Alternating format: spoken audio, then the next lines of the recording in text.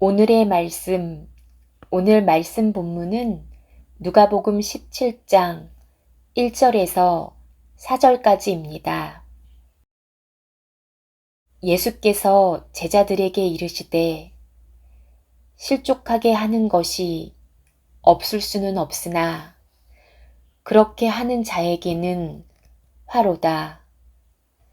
그가 이 작은 자 중에 하나를 실족하게 할진대 차라리 연자 맷돌이 그 목에 매어 바다에 던지는 것이 나으리라. 너희는 스스로 조심하라. 만일 내 형제가 죄를 범하거든 경고하고 회개하거든 용서하라. 만일 하루에 7번이라도 내게 죄를 짓고 7번 내게 돌아와 내가 회개하노라 하거든 너는 용서하라 하시더라. 안녕하세요. 오늘은 우리가 누가복음 17장 1절에서 4절까지 살펴보도록 하겠습니다. 이 짧은 네 구절이지만 참 깊은 진리를 담고 있는 말씀입니다. 자, 여러분, 우리가 살아가는 이 세상의 모든 인간관계는 항상 동등하고 항상 좋은 관계만 있는 것이 아닙니다. 어떻게 보면 그런 관계는 극히 드물고 대부분은 뭐예요?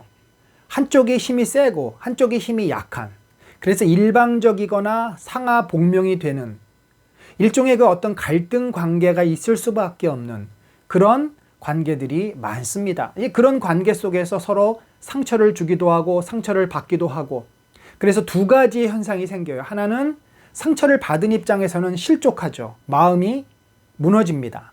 또 상처를 또 준 입장이 있죠.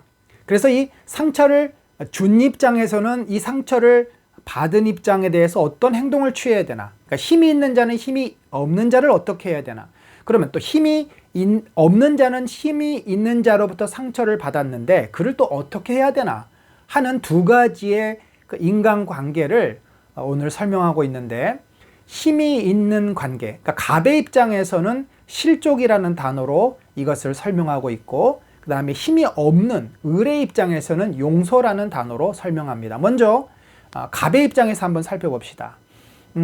여기 본문에 보면 작은 자, 소자라 그러죠. 이 작은 자는 사회적인 약자를 말합니다. 혹은 모든 관계에 있어서 이 을의 입장에 서 있는 약자를 말해요. 그러니까 뭐 당시에는 종이나 여자나 어린아이나 귀족이면 서민이나 또 아버지면 또 그 가족들이나 어쨌든 내가 뭔가 이렇게 영향을 줄 수 있는, 힘을 쓸 수 있는 그런 대상들이 약자고, 나는 그러니까 갑의 입장에 있는 거죠. 그래서 이런 그 갑과 을 혹은 병의 관계 속에서 어떤 문제가 생깁니까? 힘을 가진 자는 힘이 없는 자를 실족시킬 수가 있다, 이런 표현을 쓰는 겁니다. 실족은 뭘까요? 실족이라는 것은 걸어가다가 어디에 빠지는 거예요. 구덩이에 빠지는 겁니다. 돌부리에 걸려서 넘어지거나 이게 밑에 웅덩이가 있는지 모르고 웅덩이에 풍 빠지는 거예요. 그러면 어떻게 될까요? 나도 모르게 넘어지면서 뭐 그냥 잘 넘어져서 툴툴 털고 일어나면 좋겠지만, 사실 약자들은 그만큼 넘어질 때 자신을 보호할 수 있고 버틸 힘이 약하기 때문에 크게 다칩니다. 뭐 이가 부러지거나 머리가 찢어지거나 뼈가 부러지거나 다리가 뭐 어떻게 되거나 굉장히 큰 상처로 남아 있게 됩니다. 그러니까 이것은 실제적으로 몸에 어떤 상처가 날 뿐만 아니라 그러한 그 어떤 강한 자, 갑의 입장에서 마음이나 혹은 그 정서에 큰 상처를 입을 수 있다라는 그런 이야기입니다. 예수님은 당시 극심한 불평등이 만연되어 있는 사회 속에서 약자들을 위한 아무런 제도적인 장치가 없는 것을 보시고, 너희가 힘을 가진 자냐? 너희가 갑이냐? 그러면 힘이 없는 자, 약자들을 함부로 대해서는 안 된다. 그들은 쉽게 상처받을 수 있는 자다. 그래서 그들을 돕고 그들을 보호해야 한다. 그러기 위해서 너희 스스로가 조심해라. 그러지 않으면 약자들은 얼마든지 상처받고 넘어진다. 그래서 그들을 조심하지 않고 그들을 돌보지 않고 함부로 하는 자는 차라리 연자맷돌을 메고서 바다에 빠져 죽는 것이 낫다. 그 얘기는 뭐예요? 연자맷돌을 매지 않고 살아있으면 하나님이 직접 그를 어떻게 하십니까? 심판하실 것이기 때문에 너 스스로 죽음을 택하는 게 낫다 할 정도로 그것은 큰 죄다라는 어떤 과장법적인 표현이죠. 자, 그러면 나보다 약자를 배려하고 또 존중하는 것이 바로 실족지 않게 하는 것인데, 자, 이 실족지 않게 한다. 우리가 약자를 배려하고 존중하고 그를 있는 모습 그대로 받아주면 그 사람 입장에서는 어떻겠어요? 마음이 긴장이 풀리고 주눅 들렸던 것들이 녹아지고 마음이 따뜻해지겠죠. 그런데 반대로 함부로 하고 무시하고 공격하고 비난하고 그 마음에 상처가 되는 깊은 말을 하면 그것이 비수가 되어서 계속해서 그 인격을 고통스럽게 하고 마음에 독화살로 남아있게 됩니다.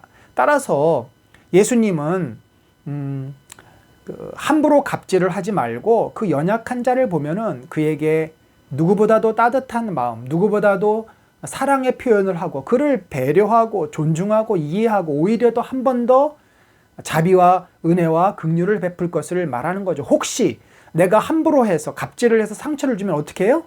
용서를 구해야 한다. 예수님의 평생이 맹인들 또 귀신 들린 자 또 거지들, 창기들 이런 자들을 함부로 하지 않고 그들의 친구가 되어주시고 그들을 존중하고 그들을 구원하는 그런 삶을 사시지 않았습니까? 아이들을 쫓아내지 않고 아이들을 품에 안아주시지 않았습니까? 오늘날 사회는 너무나 눈에 보이지 않는 사회 구조적인 그런 서열이 매겨져 있고 우리는 그것에 따라서 사람들을 만나고 대합니다만 주님의 마음을 품은 자는 이것을 깨트리고 누구라도 주님의 마음으로 품어줄 수 있는 자가 되어야 합니다. 두 번째, 자 그럼 약자의 입장, 을의 입장에서는 어떻게 됩니까? 을은 갑에 의해서 계속 당하게 되죠. 상처도 받고 함부로 취급을 당해서 억울한 일을 많이 겪게 됩니다. 그래서 을의 입장에서는 뭘 할 수 있어요? 복수를 하겠죠. 칼을 갈겠죠. 그런데 이 복수는 또 다른 폭력이고 끊임없는 폭력을 야기시킵니다. 따라서 예수님은 이런 관계의 아픔, 너희가 상처를 받았을 때 그 상처가 너희로부터 떠나고 너희가 그 상처받은 고통을 계속 짊어지지 않기 위해서 너희 자신을 위해서 무엇을 하라고 말씀하시냐면 용서를 하라고 말씀하십니다. 여러분 용서는요 참 어려운 겁니다. 용서만큼 힘든 일이 없어요. 그런데 용서를 하지 않으면 그 분노와 그 화가 나에게 계속 남아서 나를 죽이는 역할을 합니다. 근데 얼마큼 용서를 하라는 말인가? 저가 자기의 잘못을 깨닫고 뉘우치면 7번씩 70번을 해라. 이거는 뭐 말이 안 되는 겁니다. 이건 불가능한 이야기. 무한대로 용서하라는 건데 예수님밖에는 할 수 없는 거죠. 그럼에도 우리가 할 수 있는 대로 용서를 해야 하는 것이 우리를 위한 일이다. 왜냐하면 바울도 그렇잖아요. 그 머리에 숯을 짊어지지 말고 그 복수를 주님께 맡겨라. 머리에 숯을 짊어진다는 표현이 뭐예요? 머리가 뜨끈뜨끈해지고 화가 뚜껑이 열린다는 말이죠. 우리가 스트레스를 받고 분노하면요 그 독국물이 온몸에서 흘러내려서 우리 몸을 망가뜨립니다. 사실 현대인의 건강이 망가지는 가장 근본적인 원인, 여러 질병의 원인, 정신적이거나 뭐 암이거나 육체적인 모든 질병의 원인은 스트레스입니다. 그게 독국물이에요. 독국물을 우리가 계속 붓는 겁니다. 따라서 용서를 하고 그 분노를 나로부터 떠나보내면 우리가 오히려 자유로워지고 평안함을 누리게 됩니다. 주님은 이 을에 있는 입장, 당하는 입장에서 나에게 상처를 주고 화살을 쏘았고 나를 괴롭혔던 그 사람의 죄는 주님께 맡기고 너희는 그를 용서하라. 그러면 너희가 그 저주와 고통에서 벗어나고 평안을 찾을 것이고 하나님이 너희를 보호해 주실 거다라는 그런 의미에서 바울도 이야기했고 특별히 우리 주님은 너희가 70번씩 7번이라도 용서해라. 우리가 정말 서로에 대해서 이렇게 배려하고 존중하고 또 나한테 잘못한 사람, 나를 상처 준 사람은 우리가 주님 앞에 다 맡기고 용서하고 품어준다면 그 마음이 바로 주님의 마음이고 주님이 함께하는 마음이고 그것이 바로 천국이 될 것입니다.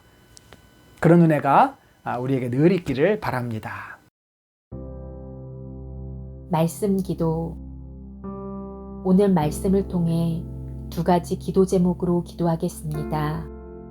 내 생각과 입장에서 다른 사람을 상대하거나 강요함으로써 상대방에게 부담을 주거나 의도치 않게 상대방을 무시함으로 상처를 받게 하지 않고 상대를 존중하여 그 사람의 입장을 잘 이해할 수 있는 마음을 주소서.